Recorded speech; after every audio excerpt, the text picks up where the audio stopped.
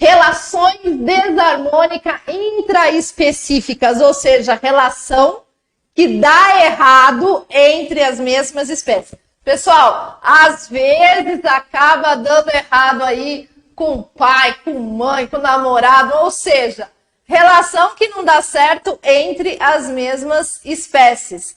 Que vocês têm aí bastante, sempre vocês usam, que é o quê? O louva-a-Deus, né? A viúva negra, sim, acaba tendo aí uma relação onde causa um prejuízo, né? Quando o indivíduo consome uma parte ou total parte da mesma espécie. Canibalismo, sim, é quando a aranha come o seu macho, a viúva negra, tá? É quando você tem a parte inteira ou parte dela sendo devorada, sendo comida. Ah, Érica, mas isso aí não é predatismo? Não, porque o predatismo são de espécies diferentes. E aí a gente está falando que são umas relações intraespecíficas da mesma espécie. Então, canibalismo, ok? Competição. A competição de espécies iguais, das mesmas espécies, elas nunca vão dar certo. Uma parte vai dar ruim. Qual é a parte que vai dar ruim? A parte mais fraca, a parte que vai perder. Então, vai perder por quê? Território, fêmea, macho, comida, água. Então, eu tenho a mesma espécie brigando entre si por causa desses fatores, né? Ambiente em si. E uma delas vai dar ruim, pessoal. Não tem como as duas ganharem nesse ponto. Então, relação desarmônica intraespecífica entre as mesmas espécies.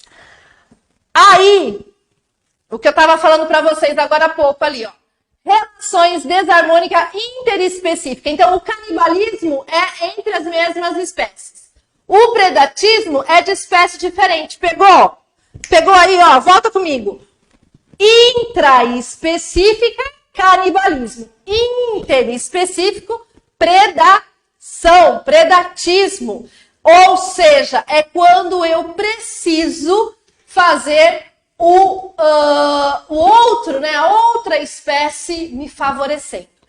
Muito, muito comum ser caça, ser território, ser água, ser ambiente, ser fêmea, tá? Se eu vou ter aí uma fêmea entrando no meu bando, eu vou fazer ela embora fazendo o predação. Mas você está falando que é de espécies diferentes, mas eu tenho espécies que acabam tentando se favorecer. Então, por exemplo, existe um tipo de gato de mato, gato do mato, gato selvagem, que ele tem as glândulas mamárias mais interiorizadas, elas são mais internas. Então, quando ela tem filhote, ela procura um outro animal que esteja amamentando e ela empurra seu filhote no meio da cria para que a mãe que está amamentando amamente seu filhote junto.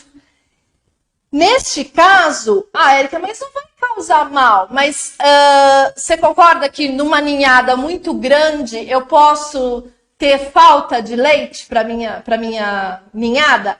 Então, aí eu tenho essa questão de território mesmo, né? De tirar a fêmea do caminho, tirar esse filhote invasor para que eu não tire o alimento da minha ninhada. Então, tudo isso são relações desarmônicas que vai causar um prejuízo muito grande a outro. E, pessoal, não adianta assistir History Channel e chorar, porque isso é necessário. Então, quando você estiver assistindo lá um vídeo, né, onde você vê a onça, o leão correndo atrás do coelhinho, você fala, ai, que dó! Mas pensa o seguinte, esse leão, ele também tem filhotes para criar, ele também tem filhote para alimentar. Então, é uma cadeia, é uma teia alimentar que precisa ser alimentado, né? Não tem o que fazer, é natureza. O ruim é quando o homem interfere nisso. Quando o homem interfere e muda, né, esse ciclo, muda essa cadeia, faz intervenções aonde deixa as espécies sem opção, aí é ruim. Mas quando a gente está falando numa savana, por exemplo, numa savana onde você vê um leão correndo atrás de uma zebra, e isso, a biologia é muito legal por causa disso, ela faz esses links, pessoal. Então, por exemplo, eu posso estar dando essa aula, eu posso falar de Darwin. Quando você pensa que Darwin fala que não existe zebras míopes, é por quê? Porque ela foi caçada. E quando ela foi caçada por um leão numa relação desarmônica, onde esse leão precisava alimentar os seus filhotes. Então, automaticamente, eu não tenho zebras míopes passando descendentes míopes. A biologia é toda interligada. E você precisa ter esse clique. Quando você estiver estudando biologia, você tem que pensar assim, qual é o assunto que eu posso linkar com isso daqui? Qual é a matéria que eu já vi ou que eu estou estudando que eu posso linkar? O que o examinador, na hora da prova, pode pedir para mim tratando desse assunto? Então, esteja sempre ligado com o que você já viu e quanto mais conteúdo você for aprendendo, vai linkando com os assuntos dados para que você vá aumentando a sua rede de conhecimentos dentro da biologia. Tranquilo? Então, aí eu tenho a comparação de Darwin, quando ele fala das zebras míopes, com a relação desarmônica, aonde eu não tenho o que fazer. Eu vou servir de alimento ou eu vou caçar um alimento para minha ninhada, para os meus filhotes, para minha prole. Relação desarmônica interespecífica. Eu tenho aí indivíduos que se alimentam de uma parte viva da planta, né? Herbivoria, tá? Aí eles se alimentam de todas as partes de qualquer planta, que não é o caso do vegetariano. O vegetariano é só legumes, frutas e verduras e os derivados, né? Derivados de animais, ovo, leite. E aí a gente vai tendo o não consumo da carne em si. Tranquilo? Relações desarmônica interespecíficas, que é uma competição interespecífica de recursos, tá? É a disputa de recursos entre as espécies. Então, assim, não morre ninguém. Mas, por exemplo, a comida, eles vão competir entre si, espécies diferentes competindo entre si, ambiente competindo entre si, mas não tem morte de nenhuma das espécies. E aí, pessoal, eu tenho essa parte que é muito bacana, porque a gente vai linkar lá na frente quando a gente for falar um pouquinho sobre as pirâmides ecológicas. Sobre as espécies invasoras, né? Então, espécies que o homem acaba introduzindo no meio ambiente e que vai sim causar impacto ambiental, né? Que vai causar problemas para esse ambiente. Eu não sei se vocês recordam, há um tempo atrás, algumas pessoas vieram pescar e trouxeram iscas que não eram nativas do Brasil. E essas iscas foram deixadas no rio e elas acharam um meio de sobreviver na natureza, né? Acharam condições ambientais de se procriar. E aí elas não tinham predadores e elas foram aumentando, tiveram que ter intervenção do homem para acabar com essa infestação. Por quê? Eu acabo mexendo na cadeia alimentar, no controle biológico. Se eu não tenho ninguém que vai fazer a predação dessa espécie, automaticamente essa espécie vai acabar influenciando no que ela come. Então eu tenho um desequilíbrio aí nessa cadeia bem significante e eu posso falar que muitas vezes essas espécies invasoras são espécies introduzidas de forma intencional ou até acidental, que é no caso dessas iscas de pesca, e aí eu acabo causando um ambiente, né, um desastre ambiental, aonde eu não tenho predador natural para essa espécie que foi introduzida. Ok? Continuando em relações desarmônicas interespecíficas, ou seja, de espécies diferentes, eu tenho o parasitismo.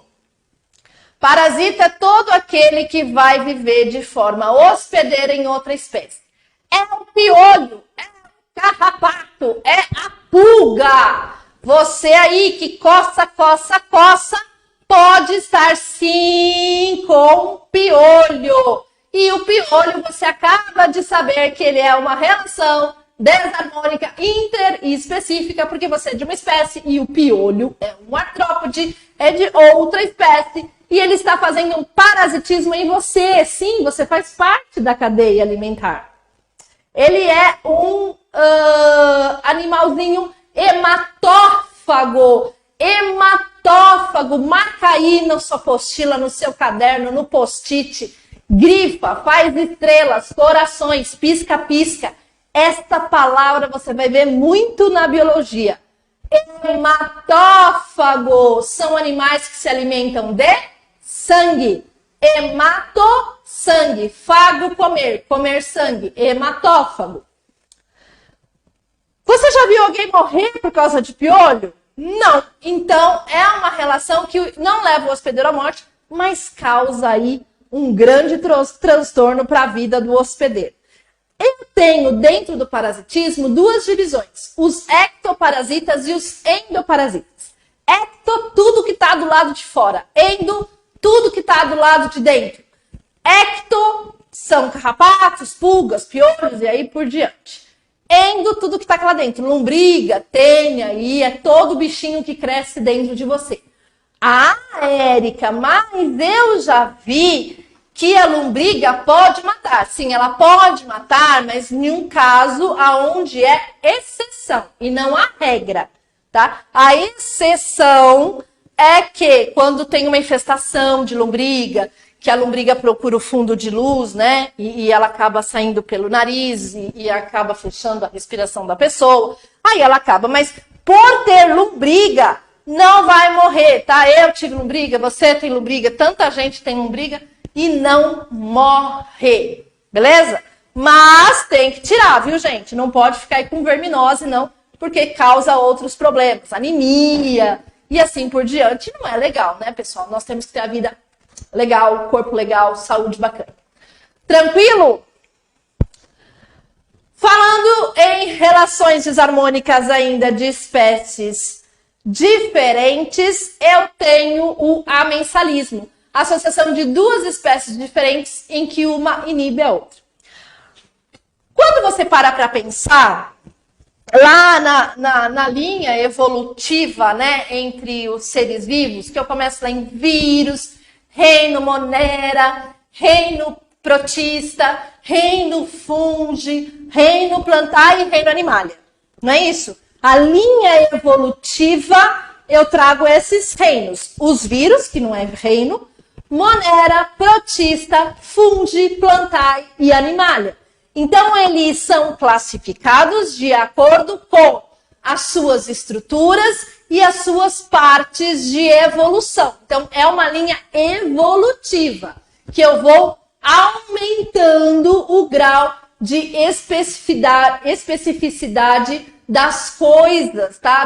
Das funções desses órgãos. Bom, quando você olha o reino monera e o vírus, né, as bactérias e os vírus, e eu te perguntar assim, o que você prefere? Você prefere ter uma pneumonia viral ou uma pneumonia bacteriana? Ai, Érica, eu não prefiro nada. Tá bom, mas vamos supor que você tem que escolher. Eu prefiro uma bacteriana. Uma bacteriana, ela é muito mais forte, mais resistente. Ela não precisa de célula hospedeira. A bactéria, você vai me trazer N argumentos. Eu tenho certeza que você já estudou o reino monera e você está afiado no reino monera e você sabe exatamente o que você vai me responder.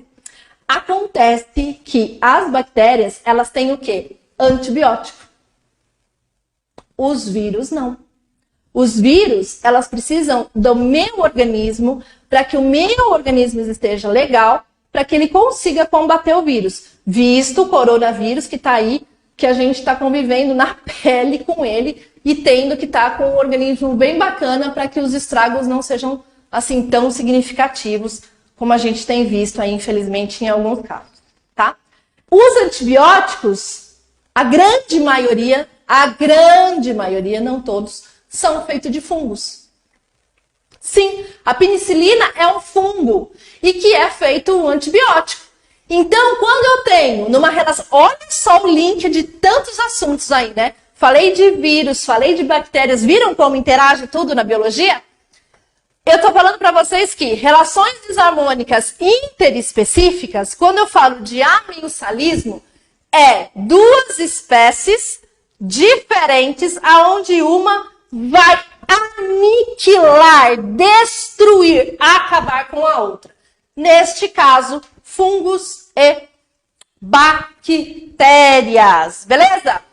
Ó, eu trouxe aí um comparativo para vocês dessas relações aí entre espécies diferentes e espécies iguais, né? As mesmas espécies. Tá bem bacana, tá bem colorido, aonde você pode ver direitinho quem faz o quê, quem ajuda quem traz benefício para quem e quem não traz benefício nenhum. Beleza? Bom, eu começo a falar sobre adaptações. Essas adaptações, pessoal, a grande maioria delas, elas vão vir para somar a sobrevivência das espécies na natureza, nos ecossistemas, nos ambientes. Estratégias de sobrevivência a gente chama de adaptação, tá? Então, melhor adaptação ao meio ambiente, como é a melhor forma de obter alimentos, qual a melhor forma de fugir, enganar, disfarçar o seu predador. Isso tudo a gente chama de adaptações. Bom, uma das adaptações mais conhecidas é a camuflagem. Dá uma olhada aí. Acha o bicho. Aqui eu tenho uma coruja, aqui eu tenho uma borboleta, aqui eu tenho um bicho-pau ou bicho-folha, né? Aqui no tronco eu também tenho um bicho e na folha, escondidinho aqui, eu também tenho um bichinho, tá? Então, são todos os modos e meios de se misturarem ao ambiente e se camuflar, fugir do predador. Com a cor, com o formato, com o meio, muito parecido para que não seja comido. Então, assim, por que acontece isso, Érica? A espécie, ela vai se adaptando, pessoal, quando começa a perceber que o número de indivíduos dessa espécie começa a diminuir. Com essa diminuição, o próprio organismo, a própria genética desses animais, elas vão modificando para que as espécies se perpetuem, para ter espécies longas, né, duradouras. Então, só para você ter uma noção, vamos falar um pouquinho de nós, do homem. Quando você pega o homem da caverna, ele tem o corpo bem mais peludo, os dentes bem mais afiados, muito mais dentes, eles eram muito maiores, a testa era muito maior, bem mais proeminente, né? Tudo isso por quê? Porque ele tinha que sobreviver num tipo de ambiente. Com o passar das eras, né, dos milênios, o ambiente foi favorecendo com que a gente chegasse no que a gente é hoje. Mas nós não somos o final da mutação, nós não somos o final da mudança da espécie. Nós estamos numa constante mudança, nós estamos numa constante adaptação, nós estamos numa constante camuflagem. Por quê? Porque o nosso organismo, ele vai se acostumando com o ambiente. Então, pode ver, nós temos muito menos dentes. Porque hoje nós temos o quê? O que é isso? Trem, Érica? Não, panela de pressão. A panela de pressão, ela trouxe um alimento muito mais mole para você. Aonde você não precisa mais pegar a caça e comer uma caça viva.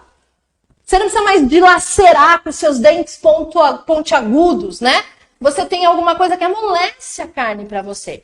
Isso tudo é adaptação ao meio, adaptação aonde se vive. E esse bichinho aí, esse tipo de adaptação à camuflagem, mostra pra gente uma forma de sobreviver. Uma forma de sobreviver é a camuflagem. Outra forma de sobreviver é o mimetismo, tá? O mimetismo também é uma forma de sobrevivência. É uma forma de você ficar livre de não morrer na boca do predador. O que é isso? Bom, o mimetismo é o seguinte, eu tenho espécies que realmente são venenosas, são mortíferas, são letais. E tem espécies que não são mortíferas e nem letais. O que eu faço para sobreviver? Eu não sou letal, eu não sou mortífero, mas eu mudo a minha morfologia, os meus sons, o meu cheiro, o meu comportamento, fico igual uma espécie que é mortal e vivo minha vida tranquilamente. Mas como que eu sei, Érica, que eu não posso comer essa e posso comer essa? Na verdade, para você não correr o risco, você não come nenhuma. Porque os seus ancestrais foram morrendo comendo isso, automaticamente a gente não come. Isso a gente passa geneticamente para os nossos futuros indivíduos, né? Para nossas gerações futuras. A gente vai passando essa informação genética aonde eu tenho riscos e o que eu não tenho riscos. Então, o mimetismo é, eu vou ficar igual a alguma coisa que é muito ruim e eu consigo me safar aí de ser predado, de ser morto. Exercício de fixação. Leia com atenção na tela. Muito bem, pessoal. Vamos lá, eu vou ler com vocês. A erva de passarinho é uma planta que cresce sobre as árvores e que possui raízes que penetram no tronco da hospedeira, sugando a seiva desta até levá-la à morte. Assinale a alternativa que representa o tipo de relações ecológicas descrita entre a erva de passarinho e a árvore. Bom, olha lá! Eu quero que vocês prestem bastante atenção nessa questão, para a gente entender o que se pede e o que não. O que é importante para a gente saber nessa questão? Bom, tronco de hospedeira, sugando a seiva até levar à morte. Uma das espécies foi ruim, deu ruim, não foi legal. Eu tive a morte de uma das espécies, tá? Bom, se tive a morte de uma das espécies, é uma relação desarmônica. Não pode ser um mutualismo, uma protocooperação, comencialismo, epifitismo, porque nenhuma delas vai causar a morte. O mutualismo acaba não tendo ação, né, despotencialização, mas não leva à morte, nesse caso, parasitismo. Cuidado, hein? Muito cuidado, porque o inquilinismo, ele também fica na árvore, só que ele não leva a árvore à morte. Ok? Parabéns para você aí, se você acertou esta questão. Vamos lá, mais uma questão aí na sua tela. Vamos lá. Vou ler com vocês, pessoal. A planta do gênero Crotalária está sendo cultivada em terrenos baldios, quintais, jardins, vasos e margens de rios, porque atrai a libélula, cuja larva se alimenta da larva do mosquito Aedes, transmissor dos agentes causadores da dengue e da febre amarela, da chikungunya e da zika, né? Tem mais duas coisas aí que não estão nesse exercício. A libélula põe seus ovos em água limpa e parada, da mesma maneira que o Aedes.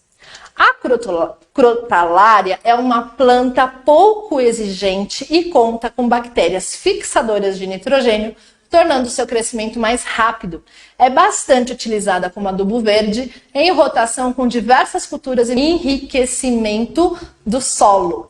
O texto permite destacar os seguintes tipos relacionados entre os indivíduos citados. O texto permite destacar os seguintes tipos de relacionamento entre os indivíduos citados. Vamos lá. Letra A, simbiose, inquilinismo e parasitismo. Letra B, mutualismo, comencialismo e predatismo. Letra C, mutualismo, parasitismo e predatismo. Epifitismo, predatismo e parasitismo ou comencialismo, inquilinismo e predatismo. O que é importante você entender aí? Olha lá. Larva que se alimenta de larva. Então, eu tenho o quê? Um predatismo. Olha lá, larva que se alimenta de larva. Tenho também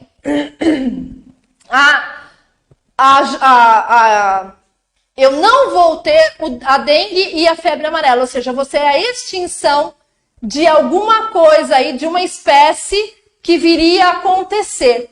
Um parasitismo. Então, eu tenho uma espécie que vai ser aniquilada, que é o parasitismo. Bactérias fixadoras de nitrogênio, lembra que eu falei que separadas elas despotencializam? Mutualismo. Então, a letra correta é letra C. Mutualismo, parasitismo e predatismo são as relações ecológicas presentes nessa questão. Beleza?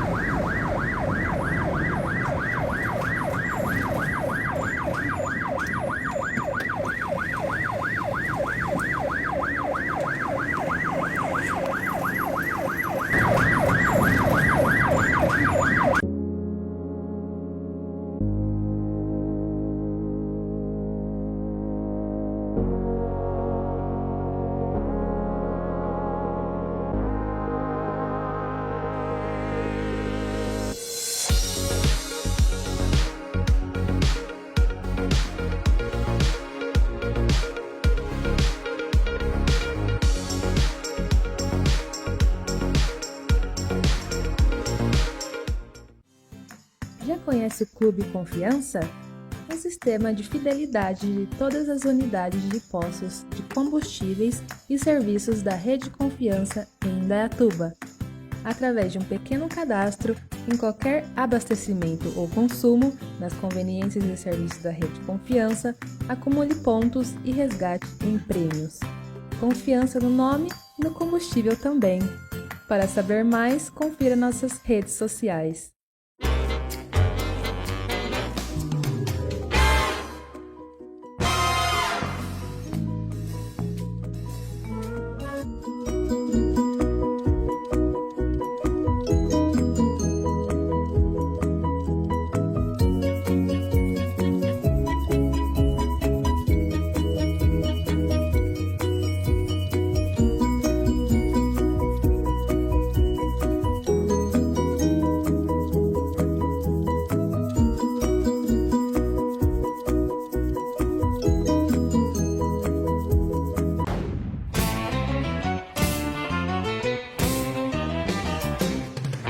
No Pesqueiro 3T, você encontra pratos deliciosos aliados a um ambiente muito agradável e descontraído.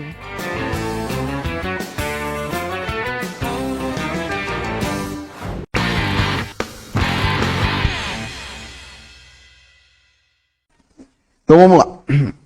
Muitas vezes, em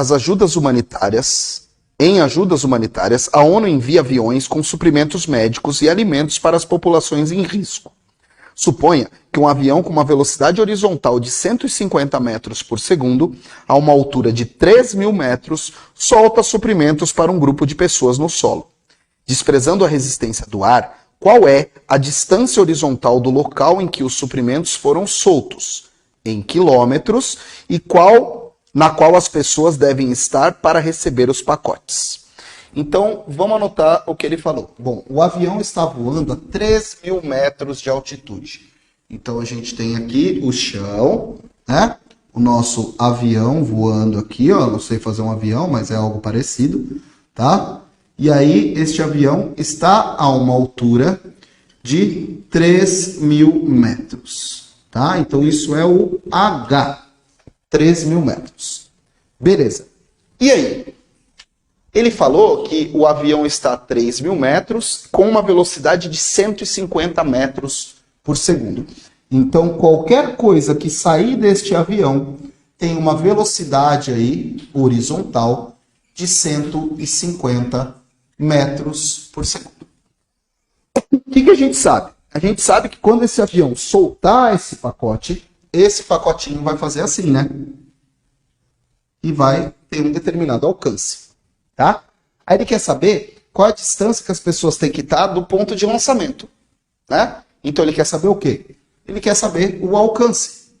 Qual que é o alcance desse negócio aqui? Qual é o D? O que a gente viu? A gente viu que para descobrir o alcance a gente precisa saber do tempo de voo, né? Para descobrir o que ele quer, ó, o alcance, a gente precisa da velocidade em x e do tempo que isso daqui ficou caindo. A gente precisa da velocidade em x e do tempo de queda.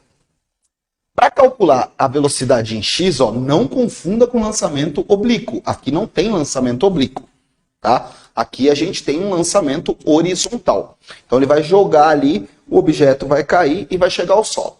Lembra, a gente tinha duas equações para calcular o tempo de queda. Uma das equações a gente usava quando a gente sabia a velocidade com que ele tocava o solo. E outra equação a gente usava quando nós sabíamos a altura que o objeto ia cair. Nesse caso aqui, o que a gente sabe? A altura que o objeto vai cair. O objeto vai cair de 3.000 metros de altitude. Para isso, a gente vai calcular o tempo de queda aqui, ó. Lembram? Tempo de queda era igual a raiz quadrada de 2 vezes h sobre g. Né? Quando nós temos a altura, a gente consegue calcular o tempo de queda fazendo 2h sobre g. H vale o 3.000.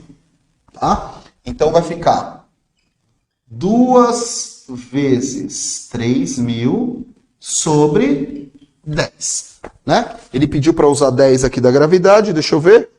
Não falou nada, mas se ele não falar nada, a gente pode supor que a gravidade vale 10. Aí, ó, corta esse daqui com esse daqui, né? 3.000 dividido por 10 dá 300. E 2 vezes 300 dá 600. Então, o tempo de queda é igual a raiz quadrada de 600. Passam aí para mim, quanto que dá a raiz quadrada de 600? Pensando, quanto que dá a raiz quadrada de 600? Não acho que vai dar uma coisa exata, né? Não tem nada vezes nada que dê 600. Obrigado. Então, ó, o tempo de queda é de 24,49 segundos, tá? Achamos o tempo de queda. E agora, multiplica isso, gente, por 150. Por favor. Por quê? Porque para achar o alcance, ó, nós vamos ter que fazer a velocidade inicial em x, 150, vezes 24,49. Quanto que vai dar isso? Ó? 3.673,5. Tá. 3.000...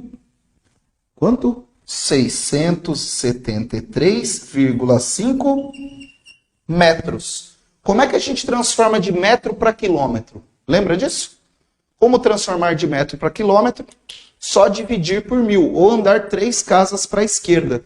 Né? Então, este alcance, ó, é de 3,674 quilômetros.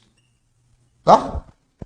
Esse é o alcance do pacote. Então, é essa distância que eles têm que estar do objeto para que eles consigam pegar esse objeto. Não adianta ficar embaixo do avião. Imagine, você está lá passando e aí o cara solta o pacote bem em cima de você. Ele vai cair 3,6 km à sua frente. Então você tem que fazer esse cálculo. Inclusive, se o avião quiser soltar esses mantimentos numa vila, ele tem que soltar antes de chegar lá na vila.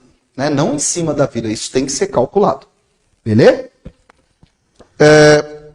Um jogador de futebol cobra uma falta em que o movimento da bola é um lançamento oblíquo e o ângulo de lançamento com a horizontal é de 30 graus. A bola sai com uma velocidade inicial de 20 metros por segundo e, após 3 segundos, chega ao solo novamente. Calcule o alcance da bola e a altura máxima atingida pela bola. Então, se a gente pensar aí no que aconteceu neste problema, ele já nos deu o tempo de voo, que é igual a 3 segundos, que é o tempo que a bola sai e retorna ao solo. Né? Se o tempo de voo é 3 segundos, nós sabemos que o tempo de subida é metade disso, e o tempo de descida é outra metade disso. Outra coisa que ele falou pra gente, ó, que essa bola sai com uma velocidade inicial de 20 metros por segundo, formando um ângulo de 30 graus com a horizontal. Tá? Então vamos imaginar que o chão está aqui e aí sai com 30 graus. Beleza. E agora? Né? O que a gente precisa fazer? A gente precisa calcular as duas velocidades primeiro. É a coisa que mais, né, é essencial. A primeira coisa que a gente faz. Então, ó, V0x é V0 vezes o cosseno de 30 graus. Então, V0x é igual a 20 vezes o cosseno de 30 graus. Ele fala aqui pra gente os valores de seno e cosseno. Fala, ó, cosseno de 30 graus lá embaixo, 0,85. Então, ó, 0,85. Então, V0x é igual a 2 vezes 8,5. 17 metros por segundo. Esse é o valor de V0x. Tá? E V0y. Vamos lá, ó. V0y é igual a V0 vezes o seno de 30 graus. Então, V0y é igual a 20 vezes 0,5.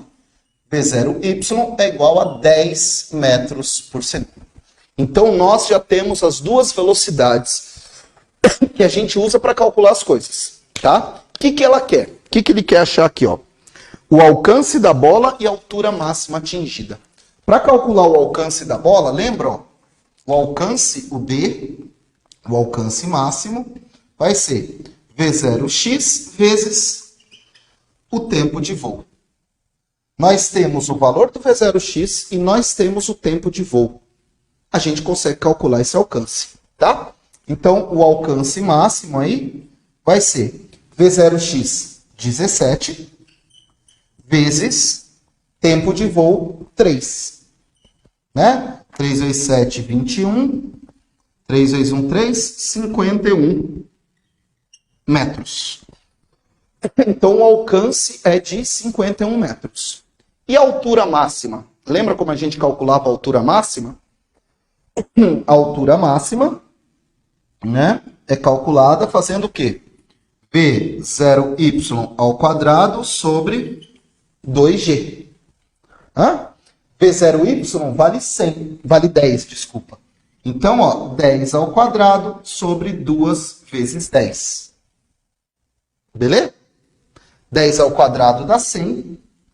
100 dividido por 20. Corta aqui. 10 dividido por 2, 5 metros. Achamos a altura máxima e achamos o alcance. Beleza, galera? Terminamos mais uma aula na Pinta.